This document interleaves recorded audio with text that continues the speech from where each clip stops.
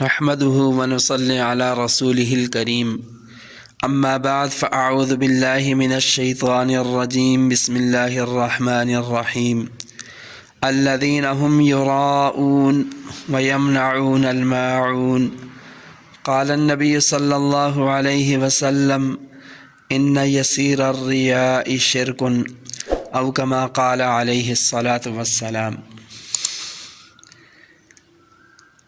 مشکات شریف کی ایک روایت جس میں رسول اللہ صلی اللہ علیہ وسلم نے حضرت معاذ بن جبل رضی اللہ تعالی عنہ کو کچھ نصیحتیں کی۔ حضرت معاذ بن جبل رضی اللہ تعالی عنہ قبیلہ خزرج کے انصاری اور مدینہ طیبہ کے رہنے والے صحابی رسول ہیں۔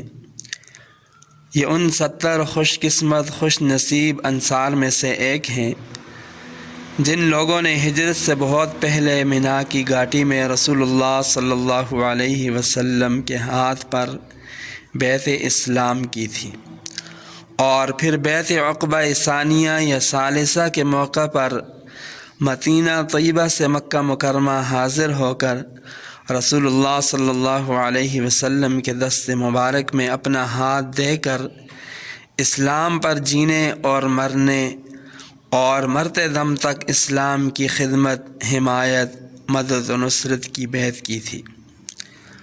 رسول اللہ صلی اللہ علیہ وسلم کے مدینہ طیبہ تشریف لانے کے بعد حضرت معاذ بن جبل رضی اللہ تعالی عنہ سائے کی طرح آپ صلی اللہ علیہ وسلم کے ساتھ رہے۔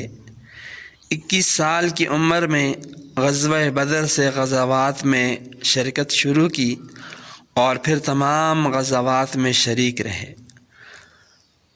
رسول اللہ صلی اللہ علیہ وسلم نے حضرت معاذ بن جبل رضی اللہ تعالی عنہ کو اہل یمن کی درخواست پر، ان کی تمنا پر دعوت و تبلیغ کے سلسلے میں یمن بھیجا۔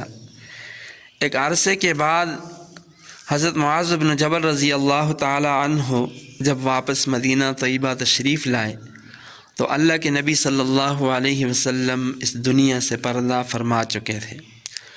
حضرت معاذ بن جبل رضی اللہ تعالی عنہ روضہ رسول پر حاضر ہو کر رو رہے تھے کہ اسی اثناء میں حضرت عمر فاروق رضی اللہ تعالی عنہ کا وہاں سے گزر ہوا تو پوچھا، کیوں رو رہے ہو؟ کیا حضور کی جدائی رلا رہی ہے یا کوئی اور وجہ ہے؟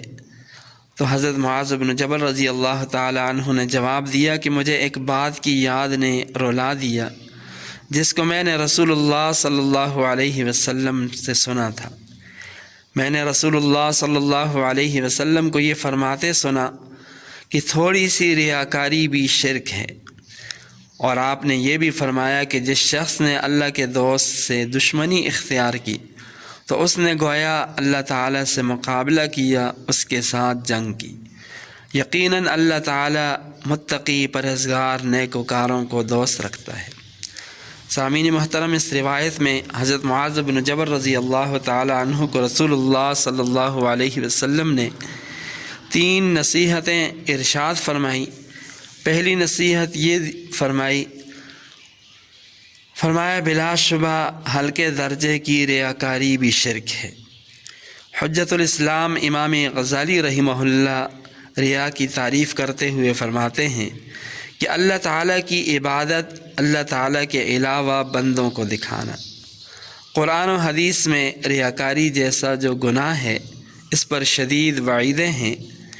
حدیث پاک میں آتے ہیں، آپ علیہ السلام نے فرمایا کہ جب اللہ تعالیٰ لوگوں کو قیامت کے دن جس میں کوئی شک شبہ نہیں حساب و کتاب کے لیے جمع فرمائے گا تو ایک اعلان کرنے والا اعلان کرے گا کہ جس نے کسی ایسے عمل میں جسے اس نے اکیلے اللہ تعالیٰ کے لیے کیا تھا شریک بنایا تو وہ اپنا اجر و ثواب اللہ تعالیٰ کے علاوہ کسی اور سے طلب کرے، کیونکہ اللہ تعالیٰ تمام شریکوں کے مقابلے میں شرک سے سب سے زیادہ بے نیاز ہیں۔ حضرات صحابہ اکرام فرماتے ہیں کہ ایک موقع پر ہم کچھ حضرات بیٹھے ہوئے دجال کے متعلق بات چیت کر رہے تھے کہ اسی دوران آپ علیہ السلام ہمارے پاس تشریف لائے تو آپ علیہ السلام نے فرمایا کہ کیا میں تمہیں اس چیز کے متعلق نہ بتاؤں جس کا مجھے تمہارے متعلق دجال سے بھی زیادہ اندیشہ ہے؟ ہم نے عرض کی اللہ کے رسول ضرور بتلائیے۔ تو آپ علیہ السلام نے فرمایا کہ شرک خفی، اور وہ یہ ہے کہ ایک آدمی نماز پڑھ رہا ہے اور جب وہ دیکھتا ہے کہ کوئی شخص مجھے دیکھ رہا ہے تو وہ اسے دکھانے کے لیے اپنی نماز کو لمبی کر دیتا ہے، آہستہ آہستہ قرات کے ساتھ زیادہ وقت لگاتا ہے تاکہ دیکھنے والا یہ کہے کہ یہ بڑا نمازی ہے اور یہ بڑا متقی پرہیزگار ہے، بڑا نماز کا پابند ہے۔ تو یہ ریاکاری ہے، اور ریاکاری والا عمل چاہے وہ کتنا بڑا عمل کیوں نہ ہو، کتنا نیک عمل کیوں نہ ہو، اللہ تعالیٰ کے ہاں اس کی کوئی قدر و قیمت نہیں۔ حضرت معاذ بن جبل رضی اللہ تعالی عنہ جن نصیحتوں کو یاد کر کے رو رہے تھے، ان میں سے دوسری نصیحت یہ تھی، نبی پاک صلی اللہ علیہ وسلم نے ارشاد فرمایا کہ جس شخص نے اللہ تعالیٰ کے دوست سے دشمنی اختیار کی، یعنی اللہ کے نیک بندوں کو اپنے کسی قول فعل عمل سے تکلیف پہنچائی، تو گویا اس نے اللہ تعالیٰ سے مقابلہ کیا اور اس کے ساتھ جنگ کی۔ اس سے معلوم ہوا کہ اللہ کے نیک بندوں کو ستانا، ان کی بد دعائیں لینا، ان کو اذیت تکلیف پہنچانا، یہ آدمی کا اپنی دنیا اور آخرت کو برباد کرنا ہے۔ روایت میں آتا ہے، حضرت سعید بن زید رضی اللہ تعالیٰ عنہ کے متعلق آتا ہے کہ عروہ نامی ایک عورت نے مروان بن حکم کی عدالت میں مقدمہ پیش کیا اور دعویٰ کیا کہ انہوں نے میری کچھ زمین دبا لی ہے۔ حضرت سعید بن زید رضی اللہ تعالی عنہ نے جواب دیا کہ میں رسول اللہ صلی اللہ علیہ وسلم سے حدیث سن لینے کے بعد بھی ان کی زمین کے کچھ حصے پر قبضہ کروں گا۔ مروان نے کہا کہ تم نے رسول اللہ صلی اللہ علیہ وسلم سے کیا سنا؟ عرض کیا کہ میں نے رسول اللہ صلی اللہ علیہ وسلم کو یہ فرماتے ہوئے سنا کہ جس شخص نے ایک بالش بھر زمین کسی کی ناحق حاصل کی تو اسے 7 زمینوں کا طوق پہنایا جائے گا۔ تب مروان نے کہا کہ اس کے بعد میں آپ سے کوئی اور ثبوت نہیں مانگتا۔ چونکہ حضرت معاذ بن جبل رضی اللہ تعالی عنہ پر جھوٹا الزام لگایا تھا تو اس کا بڑا دکھ ہوا، تکلیف ہوئی، تو حضرت زید بن سعید رضی اللہ تعالی عنہ نے دعا فرمائی کہ اے اللہ اگر یہ عورت جھوٹی ہے تو اسے اندھی بنا دے اور اسے اس کی زمین میں موت دے دے۔ راوی بیان کرتے ہیں کہ جب وہ عورت فوت ہوئی تو وہ اندھی ہو چکی تھی اور وہ اپنی زمین میں چر رہی تھی کہ ایک گڑھے میں گری اور وہیں فوت ہو گئی۔ امام بخاری رحمہ اللہ کے بارے میں آتا ہے کہ جب نیشا پور سے اپنے وطن بخارا واپس لوٹنے لگے تو بخارا کے لوگوں نے آپ کا شاندار استقبال کیا اور پھر امام بخاری رحمہ اللہ کو شہر لے گئے۔ امام بخاری رحمہ اللہ نے بخارا میں اپنا درس قائم کیا، اطمینان سے پڑھانے لگے، لیکن حاسدین نے یہاں بھی امام بخاری کا پیچھا نہیں چھوڑا۔ وہ خلافت عباسیہ کے نائب حاکم بخارا کے پاس پہنچے اور اس سے کہنے لگے کہ آپ امام بخاری سے کہیں کہ وہ آپ کے بیٹے کو گھر آ کر پڑھایا کرے۔ جب حاکم بخارا نے امام بخاری سے اس بات کی فرمائش کی تو امام بخاری رحمہ اللہ نے فرمایا کہ میں علم کو سلاطین امراء کے دروازے پر لے جا کر ذلیل نہیں کرنا چاہتا۔ جس شخص کو بھی پڑھنے کی ضرورت ہے اس کو میرے درس میں آنا چاہیے۔ حاکم بخارا نے کہا کہ اگر میرا بیٹا درس میں آئے تو وہ عام لوگوں کے ساتھ بیٹھ کر نہیں پڑھے گا بلکہ آپ کو اسے علیحدہ پڑھانا ہوگا۔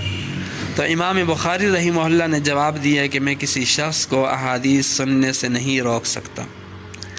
یہ جواب سن کر حاکم ناراض ہوا، اس نے امام بخاری کے خلاف فتویٰ حاصل کر کے انہیں شہر سے نکل جانے کا حکم دیا۔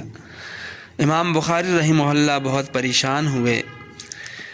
ابھی 1 مہینہ نہیں گزرا تھا کہ خلیفہ نے حاکم بخارا کو معزول کر کے قید خانے میں بند کر دیا، جہاں وہ انتہائی ذلت اور رسوائی سے چند دن گزارنے کے بعد ہلاک ہوا۔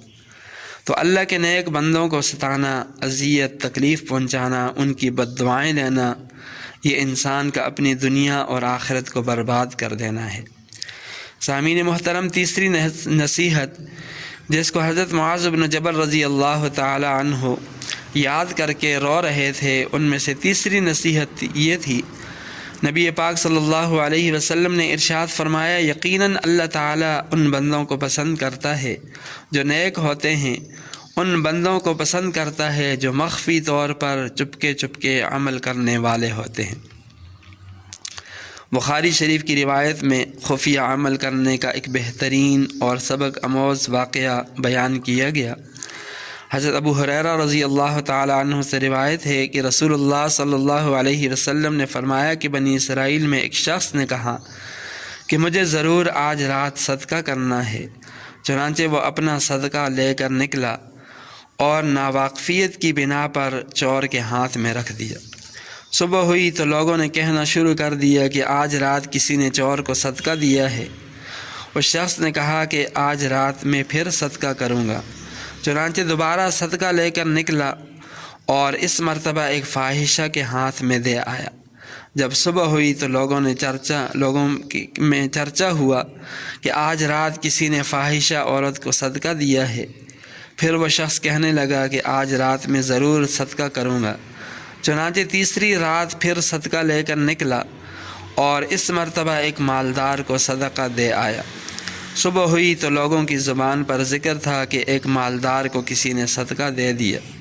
چنانچہ اس شخص نے اللہ تعالیٰ کے حضور عرض کیا، پروردگار، میں لا علمی میں ناواقفیت کی بنا پر چور، فاحشہ اور مالدار کو صدقہ دے آیا۔ اللہ تعالیٰ کی طرف سے بتایا گیا کہ جہاں تک چور کے ہاتھ میں صدقہ چلے جانے کا سوال ہے تو اس میں امکان ہے کہ وہ چوری سے رک جائے، اسی طرح فاحشہ کو صدقہ کا مل جانے پر اس کا امکان ہے کہ وہ زنا سے رک جائے، اور مالدار کے ہاتھ میں صدقہ پڑ جانے کا فائدہ یہ ہے کہ اسے عبرت حاصل ہو اور پھر اللہ تعالیٰ نے اسے جو مال و دولت دیا ہے اس میں سے خرچ کرے۔ خلاصہ کلام یہ ہے کہ رسول اللہ صلی اللہ علیہ وسلم نے حضرت معاذ بن جبل رضی اللہ تعالی عنہ کو 3 باتوں کی وصیت نصیحت کی۔ ریاکاری سے بچیں، کیونکہ ریاکاری والا عمل اللہ تعالیٰ کے ہاں مقبول نہیں بلکہ مردود ہے۔ کتنا ہی نیک عمل کیوں نہ ہو، جب اس کے اندر ریاکاری آ جاتی ہے تو وہ عمل اللہ تعالیٰ کے ہاں مقبول نہیں بلکہ مردود ہو جاتا ہے۔ دوسری وصیت کہ اللہ کے نیک بندوں کو نہ ستانا، ورنہ یہ اللہ تعالیٰ کے ساتھ مقابلہ اور جنگ ہوگی، اور اللہ تعالیٰ کے ساتھ کوئی بھی جنگ اور مقابلہ نہیں کر سکتا۔ ایسا شخص جو اللہ تعالیٰ کے نیک بندوں کو ستائے، اللہ تعالیٰ کے ساتھ جنگ کرے، وہ دنیا اور آخرت کے اندر ذلیل ہوگا، ناکام ہوگا۔ تیسری وصیت کہ نیک بننے کی کوشش کرو اور ہر نیک عمل کو مخفی اور پوشیدہ طور پر سر انجام دو۔ اللہ تعالی ہم سب کو عمل کرنے کی توفیق عطا فرمائے۔ وآخر دعوانا ان الحمد للہ رب العالمین۔